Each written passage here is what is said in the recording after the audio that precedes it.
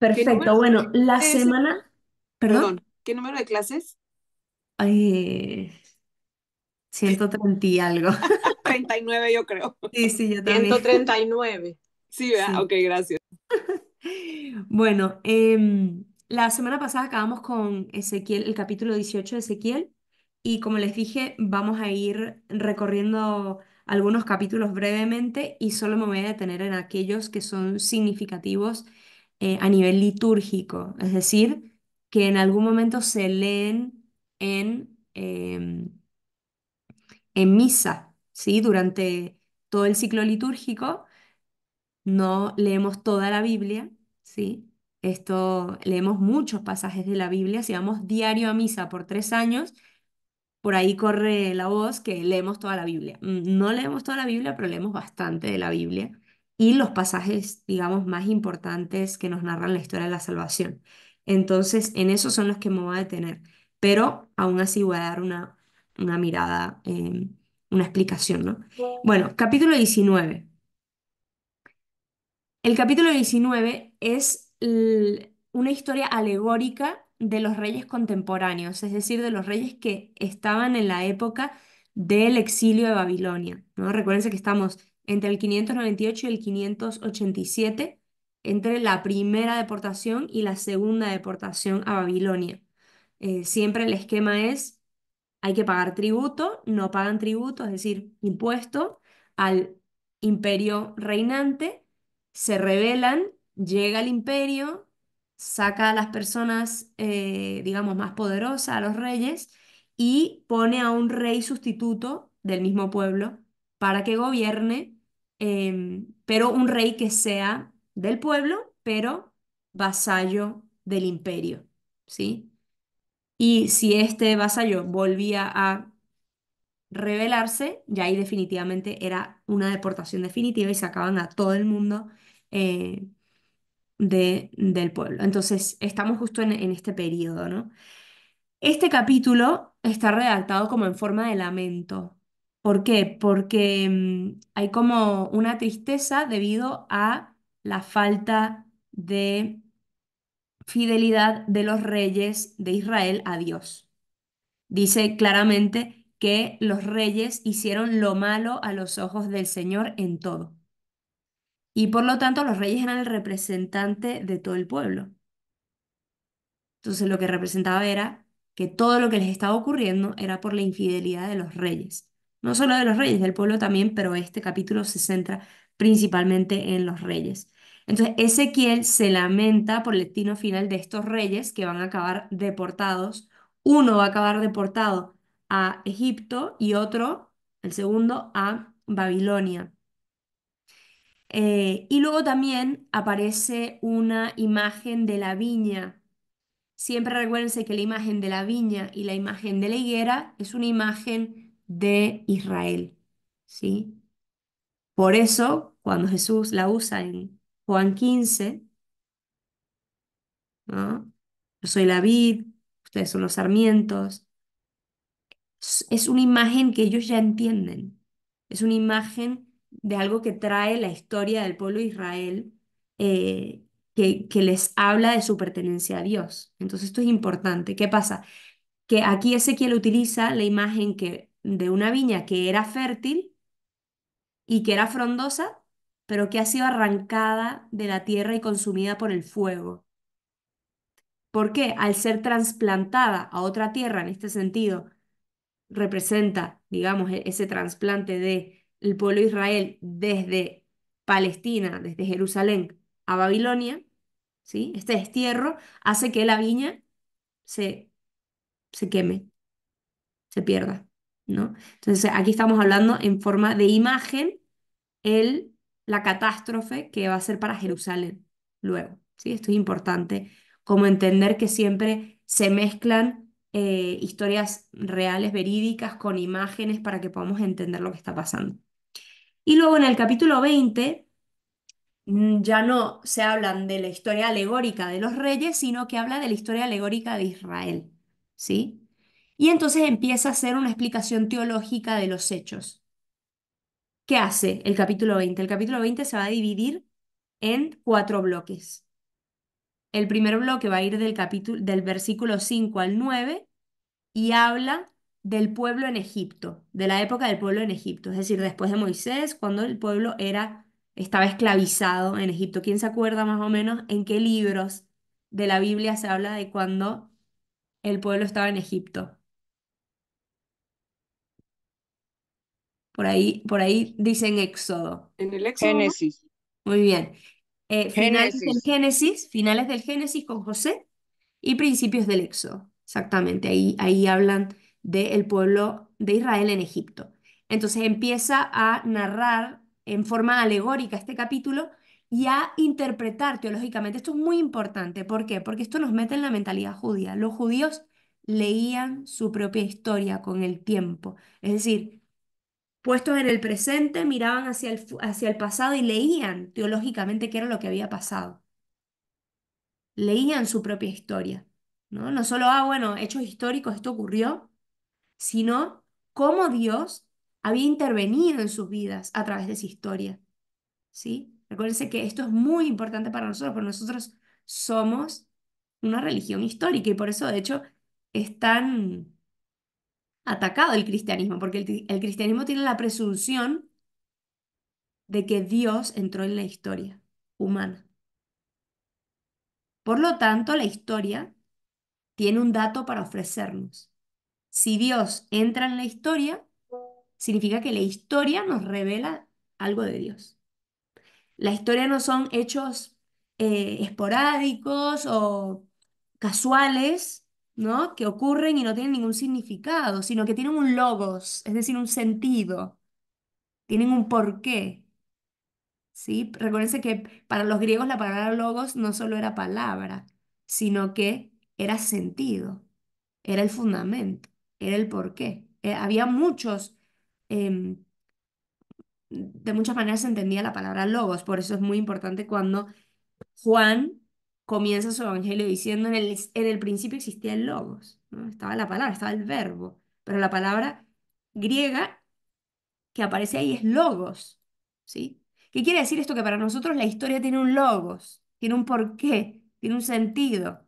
No ocurre porque ocurre. Dios es el Señor de la historia y por lo tanto la historia misma nos revela el querer de Dios, lo que vivimos, lo que pasa, las guerras, las catástrofes, las experiencias gozosas. Todo eso hay una lectura que hay que hacer. Por eso hay muchos sabios que dicen que quien no lee la vida, quien no aprende a leer la vida, no vive, no sabe vivir. Nosotros no podemos simplemente vivir, hay que leer la vida. Lo que vivimos hay que leerlo, hay que entenderlo. Hay que ver qué fue lo que pasó. Bueno, esto es lo que ellos están haciendo en el capítulo 20. Están leyendo su propia historia, que esto lo hemos visto ya en otros momentos. No es la primera vez que Israel hace esto. Israel se detiene y mira hacia su pasado y lo interpreta, lo lee. Entonces, el versículo 5 al 9 nos narran sobre la época del pueblo en Egipto, ¿sí? Justo después de ese periodo que viene, a ver si se acuerdan de la historia. Después de Egipto, ¿qué viene? La tierra prometida. Y entre la tierra prometida y Egipto, ¿qué pasa? Por los 40 años que están en la Los búsqueda. 40 años en el desierto. Entonces, del versículo 10 al 16 va a hablar del periodo del desierto, ¿no? Van a hacer una lectura de ese periodo. Justo después que viene la entrada a la tierra prometida, que va a ser del versículo 17 al 21. Estamos en el capítulo 20. Y luego, justo después de la entrada en la tierra prometida, ¿qué va a pasar? ¿Quién se acuerda? ¿Viene Josué a reconocer la tierra? No, eso ya entramos en la No, tierra. es como una Ah, época de estamos gozo, ¿no? adentro. Ahí es como de Una abundancia. época de gozo, pero bien cortita, porque luego ¿qué viene? ¿Qué pasa? La profanación. Israel es infiel, ¿no? Ah, Rápidamente Israel es infiel. Entonces viene la profanación de la tierra prometida, que es del versículo 22 al 29. Entonces, ¿qué pasa? Todos estos periodos se encuentran como encuadrados por comentarios que va haciendo Ezequiel, ¿no? El autor del libro, que ponen de relieve el proyecto de Dios, que va diciendo, y Dios quería esto y que el pueblo no supo responder. Entonces, este diálogo entre Dios que quería esto y el pueblo que no sabe responder, más bien que responde mal, ¿no?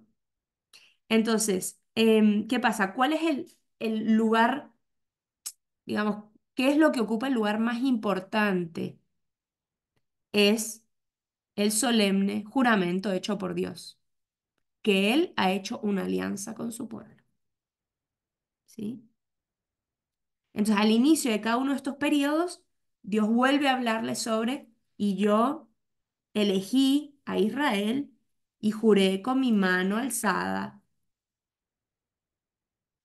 ser fiel a Israel, hacer una alianza con Israel, ¿no? Si lo vemos, capítulo 20, versículo 5b, me manifesté a ellos en Egipto jurándoles solemnemente, yo soy el Señor vuestro Dios. Al poner la palabra vuestro Dios ya habla de relación y por lo tanto habla de alianza, ¿sí? Y esto constantemente en cada uno de los periodos se va a repetir. Si bien en cada periodo, estos 4 periodos que dijimos, ¿no? En Egipto, el Éxodo, en la entrada a la tierra prometida y luego la profanación de la tierra prometida, en cada uno de estos periodos se recuerda esta alianza. Y a la vez viene la acusación de la rebelión del pueblo. Pero ellos se rebelaron contra mí y no quisieron escucharme. Yo hice alianza, ellos no quisieron escucharme. Entonces, si la primera parte es la alianza de Dios, la segunda es reconocer que el pueblo, la acusación del pueblo que no está siendo fiel. La tercera es la decisión de Dios de castigar a los rebeldes. Pero Él no tiene la última palabra, el castigo, sino la cuarta parte, ¿no? Siempre, digamos, estas 4 etapas, vamos a ver estos 4 partes en cada una de estas 4 etapas, ¿no? Por lo tanto, esto es muy importante. Puede parecer, ¿y qué, esto qué? Esto es muy importante porque esto habla de nuestra propia historia. Dios que quiere hacer alianza, nosotros que no respondemos o somos infieles a esa alianza.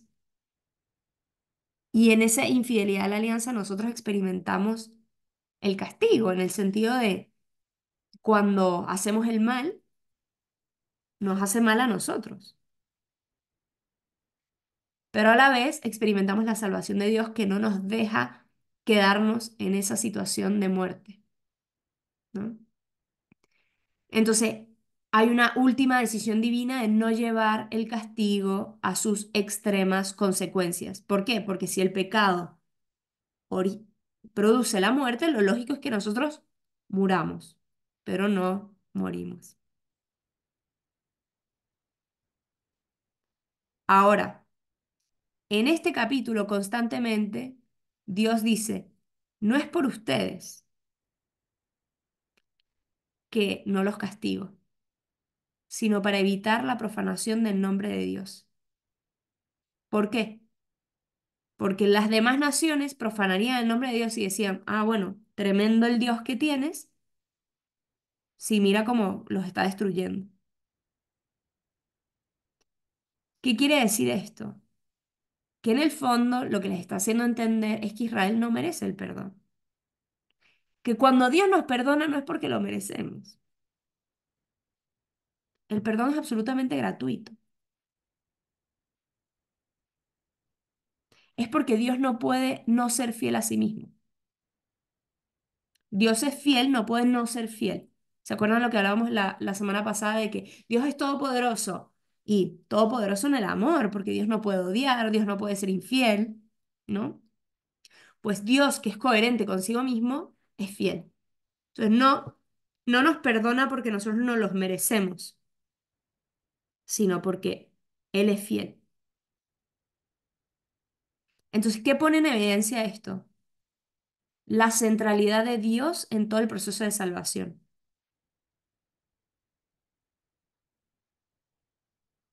que no es meritoria. No podemos merecer la salvación. No hay nada que podamos hacer para merecer la salvación. Y esto nos ubica.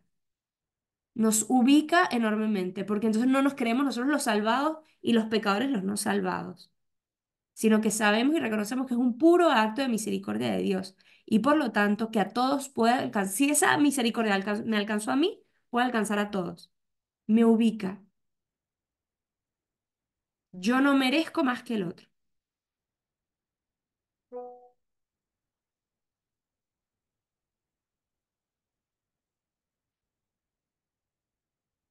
Hay una parte que es medio compleja de este pasaje, y como hacían los padres de la iglesia, no saltaban los pasajes difíciles, sino que justamente los explicaban, así que vamos a meternos.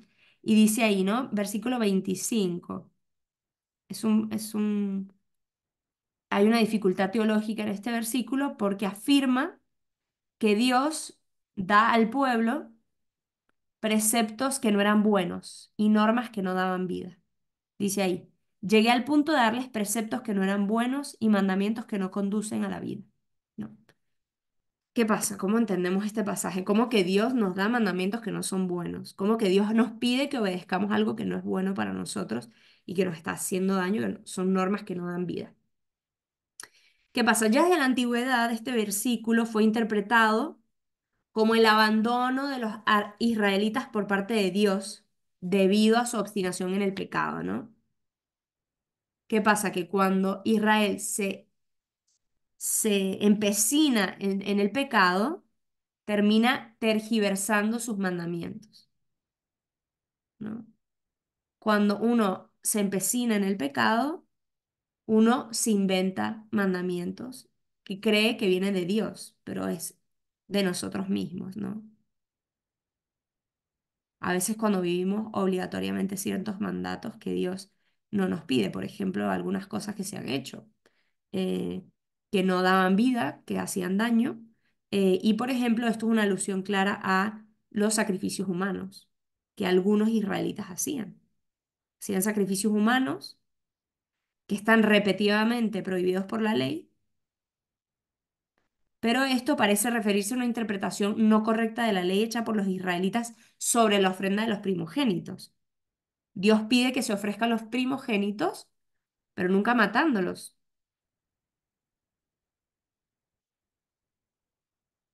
La entendieron como eliminación física, lo mismo que se hacía con los primogénitos animales. Pero esto estaba prohibido desde siempre. Otra forma también de entender esto A ver, es que, una pregunta. Cuando sí, dijiste eso de los primogénitos, era por eso, por ejemplo, cuando Jacob tenía que bendecir, era como bendecir a los, ese era más o menos en lugar de exacto, matar, él sí. Oh, ok. exacto. Igual se acuerdan en la época de Jesús que la Virgen y José van al templo a ofrecer al primogénito, ¿no?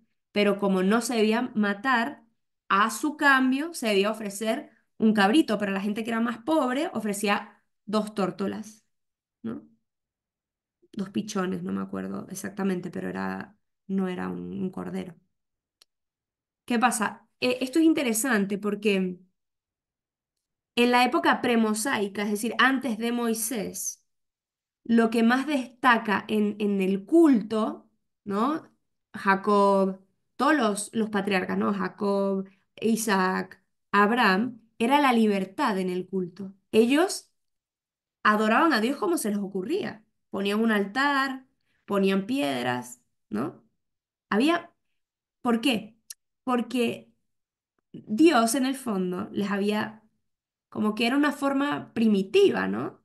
Donde Dios les había dado la libertad de que ellos adoraran como ellos les parecía bien. Era como ofréceme un rito con el cual tú me pidas protección y los detalles te los dejo a ti. Dios no se metía en esos detalles. Pero ¿qué pasa?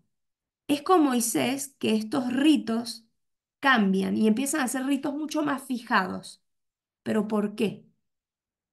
Esto lo interpreta Ireneo, un padre de la iglesia, lo interpreta diciendo que es que en la época de Moisés los israelitas ya tenían mentalidad de esclavos. Llevaban 450 años viviendo como esclavos. Entonces ya tenían mentalidad de esclavos. Y por lo tanto, Dios les pide algo fijado, porque los esclavos necesitan exactamente las órdenes para, para hacer lo que se les pida. Entonces, ¿qué pasa? Es Dios que por medio de Moisés les pide algo a ellos que les resulte inteligible, algo que ellos puedan entender, en una época donde ellos ya tenían mentalidad de esclavos, donde ellos necesitaban que les dijeran paso uno, paso dos, paso tres, y no como en la época premosaica, donde tenían mentalidad de hijos, donde el hijo es libre. Entonces, esto también es interesante, ¿no? Para comprender todo el tema de los ritos em, y cómo es el espíritu que hemos de vivir estos ritos. Con un corazón, no es yo voy a misa porque estoy obligado.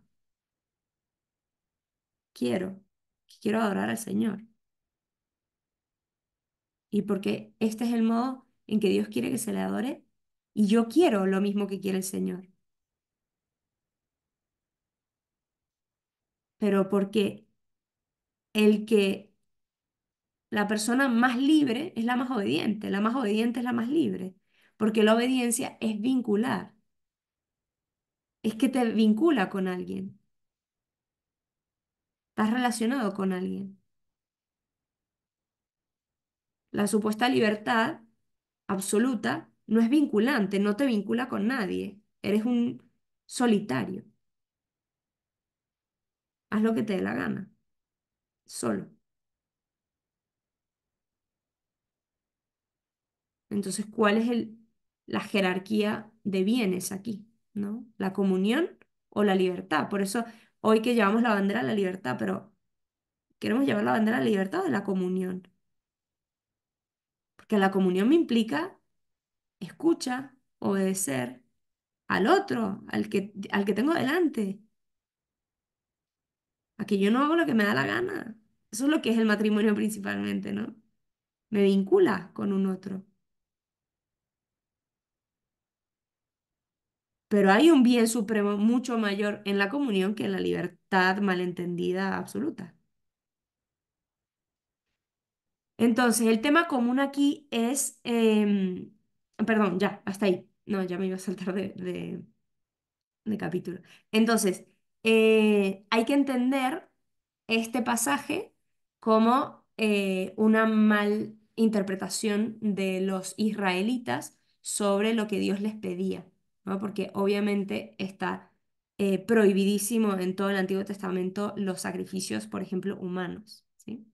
El capítulo 21 se nos habla de la espada y del fuego como instrumentos del castigo, la espada y el fuego.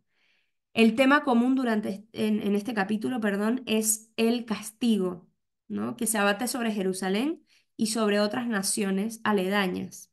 Y al final es como una especie de cántico hacia la espada, como el instrumento en manos de Dios que va a llevar a cabo el castigo. En realidad era porque ellos, pues al final se iban a rebelar contra Babilonia y Babilonia iba a llegar con la espada e iba a matar a todo el mundo, ¿no? Entonces, esta espada representa, digamos, recuérdense que todo para ellos estaba bajo el paraguas de la voluntad de Dios, todo lo que les pasaba estaba bajo la voluntad de Dios, y por lo tanto esto que les está ocurriendo ahora, que es el destierro a Babilonia, es parte de la voluntad de Dios, porque ellos no quisieron obedecer, ¿sí?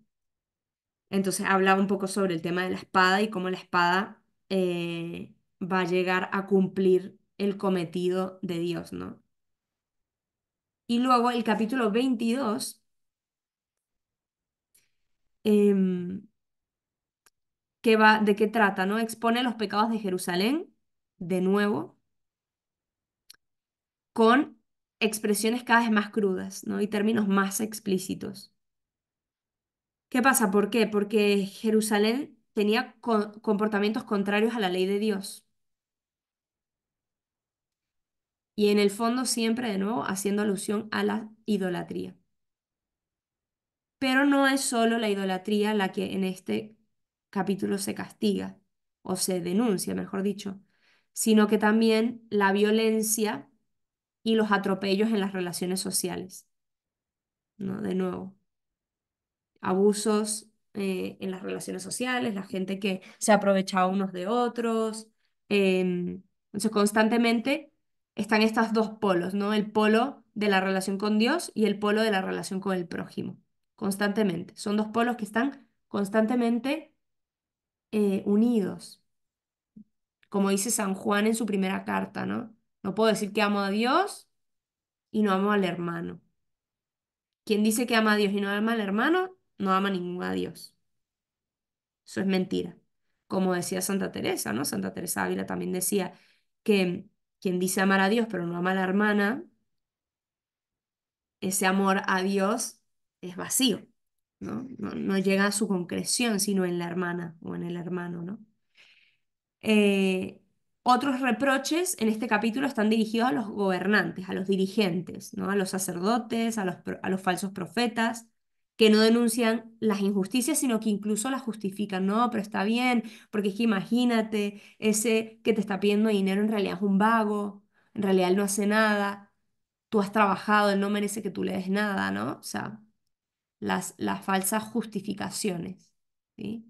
Em, Nada justifica dejar morir al hermano. Nada justifica dejar morir al hermano,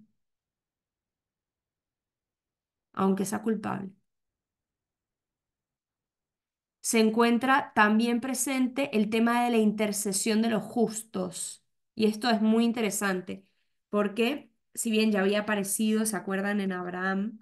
Cuando, bueno, en el Génesis, cuando Abraham hace una intercesión por Sodoma y Gomorra, ¿no? Y va disminuyendo de 50, 40, 30. Bueno, aquí también hablan de la intercesión de los justos, cuya eficacia podría llegar a salvar al pueblo. Y esto es muy, muy interesante. En el capítulo 22, versículo 30, dice aquí, ¿no? Busqué entre todos ellos alguien que construyera una muralla de protección, y se mantuviera en la brecha frente a mí, en favor del país, para que no lo destruyera, pero no pude encontrarlo. Este pasaje, de hecho, no sé si alguien ha leído, creo que es en Los Tres Monjes Rebeldes, es un libro muy bueno, es una trilogía eh, de cómo empezaron los monjes cistercienses y los monjes trapenses. Em, el primer libro se llama Los Tres Monjes Rebeldes y la segunda La familia que alcanzó a Cristo y el tercero el incienso quemado. En el primero, en los monjes rebeldes, hablaban ya hacen referencia a este pasaje como que el hombre que se pone en la brecha es de que ya esto es una muralla que protege una ciudad y la brecha es el lugar por donde el enemigo puede entrar. Entonces coloca al monje, pero en este caso al cristiano, el intercesor, como aquel que no permite que el enemigo entre en la ciudad de todos los demás, de los hijos, ¿no? Entonces, eh, habla aquí precisamente del justo que intercede y que con su intercesión, con su ponerse en la brecha, puede salvar al pueblo, ¿no? Puede llegar a salvar al pueblo.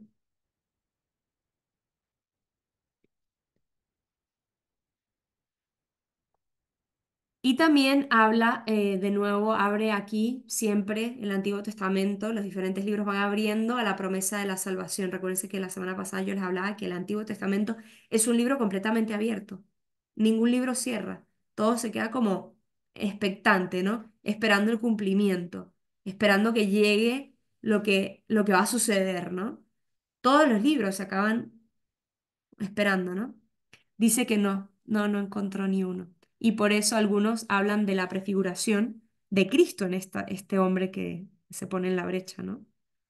Pero sí, efectivamente. Y por eso, por ejemplo, en Los Tres Monjes Rebeldes, San Roberto, siente claramente el llamado de yo tengo que ser ese hombre, o sea, no puede ser que Dios no encontró a nadie. Y Santa Margarita María de la Coque, esta famosa, es famosa, vamos, esta santa, que tiene las apariciones del Sagrado Corazón de Jesús y que Jesús le dice, al menos tú ámame, ¿no? Al menos tú, ¿no? Con uno, ¿no? Y también hay un salmo que dice, buscaba consoladores y no los hallé. Alguien entonces, ahí de nuevo ese con el al menos tú ámame, es como ese consolador del corazón de Cristo, pero bueno, esta necesidad de Dios de uno, uno que sea fiel, ¿no? Y muchos santos se han sentido como interpelados por ese uno y decir, pues yo quiero ser ese uno que consuele tu corazón, yo quiero ser ese uno que te ame, yo quiero ser ese uno que me ponga en la brecha, ¿no? Muchos santos han sentido como el llamado a partir de ahí, ¿no? Em, y luego el capítulo 23 que se va a parecer mucho al capítulo 16 de otra manera, ¿no? Porque va a ser precisamente la historia de Israel de nuevo, fíjense que es pura memoria, constantemente hacer memoria de la intervención divina, leer la propia vida para poder interpretarla, para poder percibir la presencia de Dios en medio de esa historia que se manifiesta en la historia, ¿sí? Entonces, la historia narrada con símbolo y es la alegoría de las dos hermanas. ¿Quiénes son las dos hermanas? Jerusalén, reino del sur, y Samaria, reino del norte, ¿sí? Ya en esta época el reino del norte no existía, pero recuerden que estamos haciendo memoria. Entonces, em, ¿qué pasa? Constantemente en el libro de Ezequiel él va alternando los métodos narrativos, ¿no? Dependiendo de el destinatario inmediato de ese mensaje. Recuerden que Ezequiel no se siente de escribir un libro, sino que Ezequiel vive. Vive y van ocurriendo cosas y primero es la tradición oral y luego alguno de sus discípulos probablemente fue el que pone por escrito esta tradición oral. Por lo tanto, recuérdense que siempre cuando hablamos de autor de un libro, lo hablamos en sentido amplio, como em, el autor de los hechos, el autor en cuanto a la inspiración originaria, aunque no haya sido el que literalmente lo escribió, ¿sí? Así como el Papa escribe cartas y en realidad le escribe un secretario y él la firma, ¿no? O la termina de arreglar, el autor se considera el Papa, ¿sí? Pues igual, ¿no? En este caso. Entonces, él va variando la elección del lenguaje dependiendo de a quién dirige el mensaje directamente, ¿no? Y a veces lo coloca de una forma más colorida y amenazante y otras veces utiliza más imágenes, ¿no? Entonces, ¿qué pasa? En este caso elige imágenes que están ligadas a la situación histórica que forzaba a los dos reinos, tanto a Israel como a Judá, norte y sur, a hacer alianzas con las grandes potencias de su tiempo. Recuérdense siempre que la alianza con otros pueblos implicaba un acto de infidelidad. ¿Por qué? Porque la alianza era solo con Dios. Cuando Israel le entraba miedo por una potencia enemiga y se aliaba a otra, ¿qué pasaba? No era simplemente una alianza política, sino, no era solo una dependencia cultural, sino también religiosa. Cuando tú hacías alianza con otro pueblo, abrazabas todo lo que ese otro pueblo tenía. Abrazabas su cultura, su política, su economía, sus dioses, su idiosincrasia. Ojo, nos pasa lo mismo, ¿eh? Nos pasa lo mismo hoy. Cuando yo abrazo la cultura reinante, mi mentalidad también va cambiando. Yo voy adaptando mi forma de pensar a cómo piensa el mundo. Por eso continuamente tenemos que estar haciendo discernimiento, ¿no? Este pensamiento que estoy teniendo, pero así piensa todo el mundo, sí, pero es un pensamiento cristiano. Es un pensamiento cristiano. No, bueno, pero es que ya todo el mundo se muda a vivir juntos. O sea, ya está, eso es así, punto, ¿no? Yo no estoy hablando de que aquí nos sentemos a señalar a nadie, ni a juzgar a nadie, pero en sí mismo el hecho, porque algo está normalizado, es un pensamiento es que todo el mundo se critica, todo el mundo critica, lo aceptamos, o incluso lo que a veces hacen mucho los jóvenes es que nos tenemos tanta confianza que así nos tratamos, ¿no? Nos insultamos, nos pegamos, es que nos tenemos confianza, ¿no? Hacemos pasar al otro el ridículo enfrente de los demás. Es que nos tenemos mucha confianza, ¿no? La típica expresión, la confianza da asco. No, la confianza no debería dar asco, perdón. Al contrario, la confianza mm, debería generar veneración hacia el otro, respeto, cuidado, ¿no? Entonces, en esta contaminación, recuérdense que después de la interpretación de Oseas, que Oseas hace de la relación del pueblo con Dios como una relación esponsal, esto, esta alianza con otros pueblos en toda la historia profética es narrada a través de imágenes como el adulterio o la prostitución. ¿Sí? Esto ya nos debería ser súper común y conocido. Como ya entendemos que en el Antiguo Testamento cuando se habla de prostitución, cuando se habla de adulterio, está hablando no necesariamente una relación sexual per se, sino de esta alianza, de este entregar tu corazón a otra realidad, a otros dioses, ¿no? Y por eso todos aquí somos un poco adúlteros, ¿no? Porque todos somos idólatras. Terminamos entregando nuestro corazón, nuestra mente, nuestro tiempo a otros pequeños dioses que nos dan satisfacción, nos dan tranquilidad, nos dan seguridad, ¿no? Son pequeños diosesillos que se van metiendo, ¿no? Sin querer. Entonces, aquí la elección de Ezequiel condiciona a toda la parábola, ¿no? Representa los amantes, se nos hablan de los pueblos aliados y los ídolos de los pueblos aliados. Es decir, siempre que habla de los amantes de Israel, a lo que se refiere es a los otros pueblos o a los dioses de los otros pueblos. Las prostituciones y los adulterios son precisamente las alianzas, ¿no? Lo que significa son las alianzas. Y el castigo era el que se aplicaba a las mujeres adúlteras. Por ley era apedrearlas, desnudarlas. Por ley habían ciertas leyes con las cuales se trataba a las mujeres adúlteras. Bueno, ese era el castigo que recibiría em, pues Israel, ¿no? Los nombres de las dos hermanas expresan ya un juicio de su relación con Dios. Si se fijan, eh,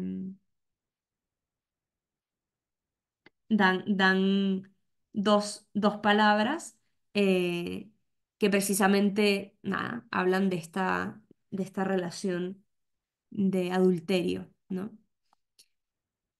Y encontramos también una imagen que nos puede parecer muy sugerente, que es la imagen de la copa, ¿no? La ciudad pecadora, es decir, Israel, estaba obligada a beber esta copa hasta el final. Un cáliz profundo y ancho de gran cabida que caerá sobre Jerusalén, ¿no? Este cáliz, hablaba del castigo, ¿no?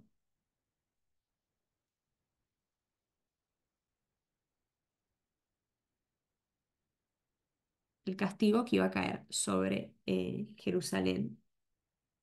Bien, y el capítulo 24, finalmente.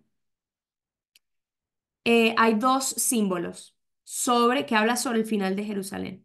Primero, se nos habla de la olla oxidada, una imagen, y la segunda es la muerte de la esposa de Ezequiel. Entonces, ¿qué pasa? Los símbolos, precisamente porque son símbolos, no se corresponden nunca exactamente con la realidad representada, ¿sí? No son lo mismo, no son lo mismo el símbolo y la realidad. Nos remite. Su función es evocadora. Busca generar un ánimo en mí, ¿no? Provocarme algo. Pero no son idénticas. Son representaciones como artísticas que buscan hacer reaccionar a quien ve el símbolo. Buscan generar un cambio de mentalidad. Pero curiosamente, este símbolo se presenta con una fecha exacta. Y dices, ¿pero cómo? ¿Cómo va a decir que este día exactamente este símbolo va a ocurrir? Porque si es un símbolo no corresponde con la realidad, pero la fecha corresponde con un momento histórico concreto, ¿no? La referencia precisamente a la fecha, la función que tiene es testimoniar la autenticidad de ese mensaje. Testimoniar la autenticidad del símbolo,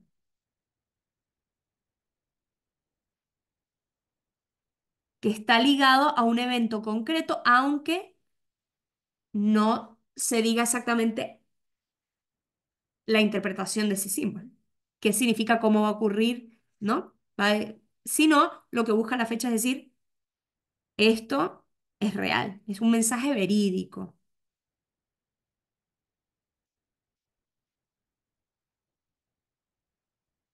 La orden de escribir la fecha se corresponde con el comienzo del asedio a Jerusalén, cuando van a asediar a Jerusalén. ¿Qué pasa? Que esto está a distancia del lugar donde se desarrollan los eventos. Ezequiel no está dentro de Jerusalén. Y por lo tanto, es una garantía que el mensaje proviene de Dios. Al recibirlo de afuera, porque no era algo que él estaba viendo, no es como, no sé, no, hago una analogía, ¿no? Cuando Jesús cura al hijo del centurión y cuando le dicen la hora en que ocurrió, es como un sello de validez de que no fue que se curó solo, sino que vino de Dios esto.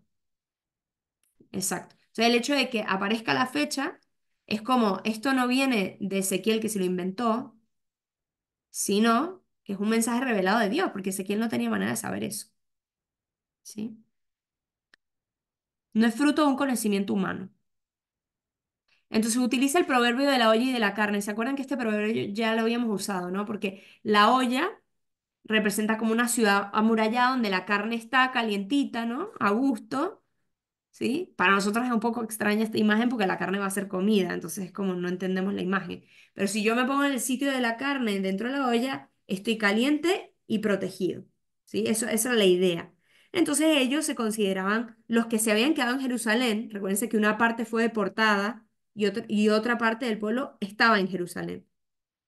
Antes de la segunda deportación había una parte que estaba en Jerusalén. Pues la parte que estaba en Jerusalén se consideraban los elegidos, los que no les había pasado nada, los que estaban protegidos. Y entonces les voltea, Dios les voltea la imagen, ese proverbio de nosotros somos la carne y la ciudad es la olla, y les dice así, van a acabar retostados hasta consumirse. No están ningún protegidos ahí, no son ningunos elegidos. Las paredes se van a ir cerrando hasta que queden reducidos a un guiso desagradable, ¿no? Les usa su propio proverbio de autosuficiencia para decirles que van a acabar fatal, ¿no?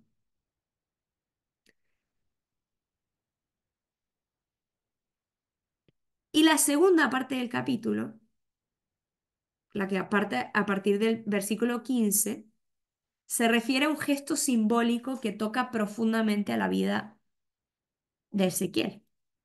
¿Por qué? Pues porque se muere su mujer. Y su mujer, perdón, lo normal era hacer todos muchos signos de luto, ¿no? Para hacer un adecuado duelo. Pues Dios le dice que no puede acompañar su, la muerte de su mujer con los acostumbrados signos de luto. Y esto, obviamente, llama la atención a todos los demás deportados. Dicen, ¿cómo? Culturalmente, se le acaba de morir la mujer, culturalmente sabían que él debía hacer ciertos signos para atravesar el duelo. Y entonces, una vez que la vida misma del profeta llame la atención y el pueblo le pregunta, oye, ¿por qué Ezequiel? O sea, ¿qué pasa? Él dice esto mismo, esto es lo que les va a pasar cuando caiga Jerusalén. van a estar tan descorazonados e incrédulos que esto realmente pasó, que se destruye el templo, que lo sacan a todos de Jerusalén, que no les quedarán ni fuerzas para hacer manifestaciones de luto por los seres queridos.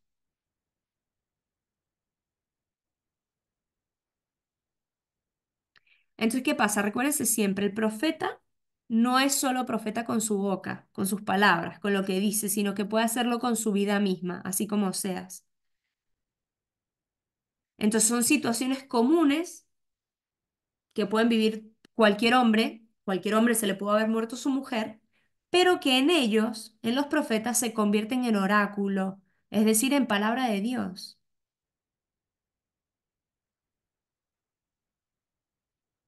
que su vida habla de algo de Dios, les manifiesta un mensaje. Entonces ya no es como en otros momentos en donde Jeremías actuaba algo, sino es algo que le pasa a Ezequiel en su propia vida, así como Oseas, que le pasó que se casó con una prostituta y él lo padeció en primera persona. Así como Jeremías tuvo que ser célibe y eso hablaba de algo, pues así la muerte de la esposa de Ezequiel. Es su propia carne dolorida la que lleva el oráculo. Y esto es prefiguración de Cristo. Porque ¿cuál es el evangelio? ¿Cuál es el evangelio de Cristo? Yo les pregunto. Pues amarás al prójimo o cómo. ¿Cuál es la pregunta? La pregunta es, ¿qué mensaje nos vino a dar Jesús? Su vida. Su vida misma. No es los cuatro evangelios. Los cuatro evangelios son testimonio escrito del mensaje de Cristo, pero el mensaje de Cristo es su vida, es su vida, toda su vida nos habla del Padre. Es revelación encarnada del Padre. Y esto de alguna manera ya los profetas nos los prefiguraban que iba a ser así. Porque la misma carne del profeta nos habla de un mensaje que quiere dar Dios. Entonces, por eso Ezequiel tiene que vivir esta muerte y la tiene que vivir en su propia carne dolorida. Y entonces, ¿qué pasa? Que obviamente es distinto que yo les diga, bueno, van a quedar adoloridos porque van a perder a Jerusalén, a que ustedes me vean llorando la muerte de mi esposa. O no, traumatizado y no pudiendo hacer duelo, ¿no? En estado de shock. Y oye, ¿por qué? ¿Qué pasa? ¿Por qué estás así? Y es que así te va a pasar a ti. Te vas a quedar en shock porque no te esperas que se te muera tu ciudad y que desaparezca, que te saquen de tu tierra. Y entonces, ¿esto qué pasa? Este mensaje cobra un sentido nuevo y una intensidad mucho mayor, mucho mayor. Entonces se le pide, Dios le pide a Ezequiel, vamos a leerlo, versículo 15 del capítulo 24 en adelante. 15. Me fue dirigida esta palabra del Señor, hijo de hombre. Voy a arrebatarte repentinamente el encanto de tus ojos. ¿Quién era el encanto de los ojos de Dios? Nosotros. El Su pueblo de pueblo, Israel. ¿no? Su pueblo. Pero tú no entones una lamentación, no hagas duelo, no llores, no derrames lágrimas, suspira en silencio, no hagas ningún rito fúnebre. Ponte el turbante y cálzate las sandalias. No te cubras la barba, ni comas el pan del duelo. Yo había hablado a la gente por la mañana, y por la tarde murió mi mujer. Al día siguiente hice lo que se me había ordenado. Entonces me dijo la gente, ¿quieres explicarnos qué significa lo que estás haciendo? Les respondí, he recibido esta palabra del Señor. Di a la casa de Israel, esto dice el Señor Dios, voy a profanar mi santuario, el baluarte del que estáis orgullosos, encanto de vuestros ojos, esperanza de vuestra vida, ¿no? O sea, ellos se sentían muy seguros de su templo, de sus cosas, ¿no? Los hijos e hijas que dejasteis en Jerusalén caerán a espada. Entonces haréis lo que yo he hecho. No os cubriréis la barba ni comeréis el pan del duelo. Se iréis con el turbante en la cabeza y las sandalias en los pies. No entonaréis una lamentación ni lloraréis, Os consumiréis por vuestras culpas y gemiréis unos con otros. Ezequiel os servirá de señal. Haréis lo mismo que él ha hecho. Esto, Ezequiel les servirá de señal. Y cuando esto suceda, comprenderéis que yo soy el Señor. Y tú, hijo de hombre, el día que yo les arrebate su refugio, su alegría y su esplendor, el encanto de sus ojos, el ansia de sus vidas, ese día se te presentará un fugitivo para comunicarte una noticia. Ese día se te abrirá la boca, podrás hablar y no volverás a quedar mudo. Le servirás de señor, de señal y reconocerán que yo soy el Señor. Quiere decir esto, que Ezequiel queda mudo y que solo en el momento que él pueda volver a hablar es porque ya sucedió lo que había profetizado. ¿A qué le suena esto? ¿Cuándo pasa esto? Zacarías. Cuando- Zacarías, Zacarías, Zacarías, Zacarías. Zacarías, exactamente. ¿Estás entendiendo que ya todo lo que está en el Nuevo Testamento es patente? O sea, se encarna todo lo que venía sucediendo en el Antiguo, ¿no? Nos hace entender. El Antiguo Testamento nos hace entender el Nuevo.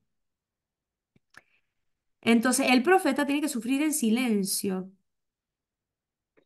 ¿sí? Ya está prefigurada la muerte de Jerusalén.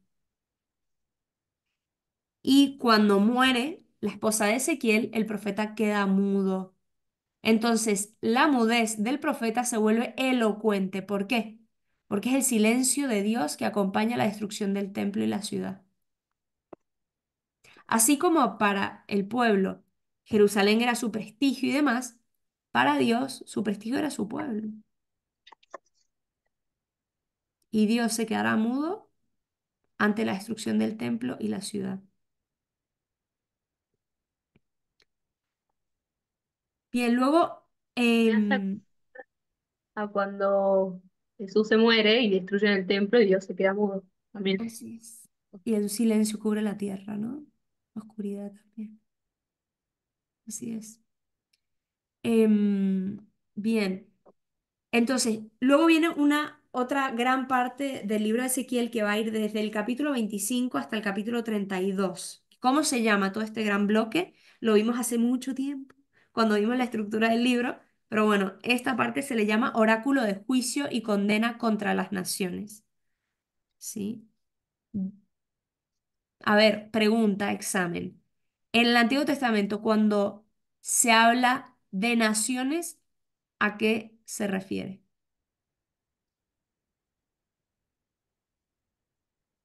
Refieren Al al pueblo de resto del Israel. mundo que A también, todos, ¿no? O sea, que también a todos pertenecen. los pueblos de esta Exacta. A todos los demás pueblos que no eran ¿quién?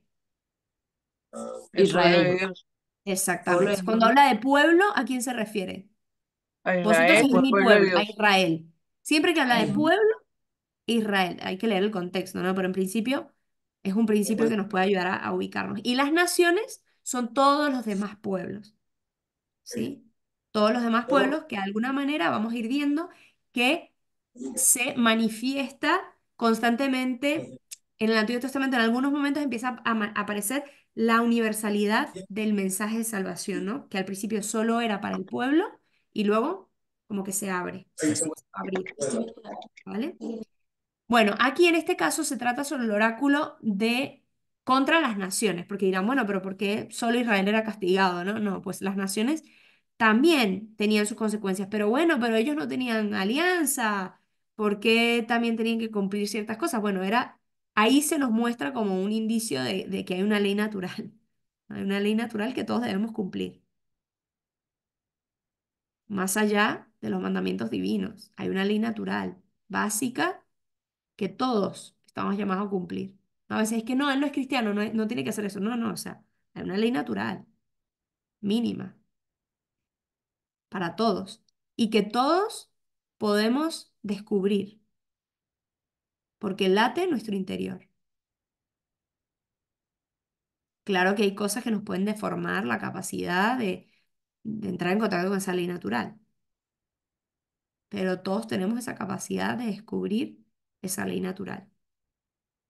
Entonces, más o menos de lo que se tratan estos capítulos. Los capítulos 25 al 28 se dirigen especialmente a las poblaciones cercanas a Israel, ¿no? Empieza por Oriente, donde están las naciones, donde están los amonitas, los moabitas, los edomitas, ¿sí? Ahorita vamos a explicar un poquito quiénes son esta gente. Luego pasa por Occidente, que están los filisteos, y por último llega al norte, donde está Tiro, ¿sí? Y Sidón también está ahí, Tiro y Sidón. Estos nombres nos tienen que sonar, porque en el Nuevo Testamento aparecen. Y el bloque de estos oráculos acaba en el capítulo 28 con un mensaje de esperanza para Israel, ¿no? Abre la esperanza para Israel. ¿Qué pasa? Estos juicios están introducidos con una motivación que denuncia los crímenes de las naciones y sigue un esquema fijo. ¿Cuál va a ser el esquema? Va a ser, porque habéis dicho, ¿no? Porque estas naciones han dicho, han hecho, han exclamado, por eso yo, Dios, va a hacer algo, ¿no? Y entonces sabrán que yo soy Dios. ¿Qué pasa? Estas naciones no cumplían con esta ley natural básica. Como han dicho que ustedes son todopoderosos y pueden hacer lo que les da la gana, yo tendré que castigarlos y así sabrán que yo soy Dios y esta es la forma de actuar adecuadamente. Ezequiel utiliza muchísimas imágenes en estos oráculos y muchas veces lo utiliza como con un fuerte dramatismo, ¿no? Por ejemplo, cuando destruye en la destrucción de Tiro o en los oráculos contra el rey de Tiro o contra el faraón de Egipto, ¿no? Son como imágenes que vamos a ver que son muy cruentas. En el capítulo 31 se habla, por ejemplo, de un gran cedro, un árbol, abatido y arrojado sobre los montes con los que se compara al faraón, ¿no? El faraón cree que él es un monte asentado, firme, y este cedro se lanza contra este monte y el monte pues cae, ¿no? Em, y también se nos describe cómo el faraón cae al Seol, ¿no? A este lugar de los muertos. Lo más importante es que todo esto lo tenemos que leer, este mensaje lo tenemos que leer en el conjunto análogo que comunican los demás capítulos del libro. No lo podemos leer separado del resto del conjunto del libro. Como siempre hay que leer la Biblia en su unidad, porque si no, podemos llegar a una interpretación inadecuada. Es siempre, durante todo Ezequiel, es siempre la misma palabra de Dios. Pero ¿qué pasa? Aquí aparece como enriquecida por el componente humano, ¿no? Por la radicalidad de lo que quiere transmitir a estas naciones y por lo tanto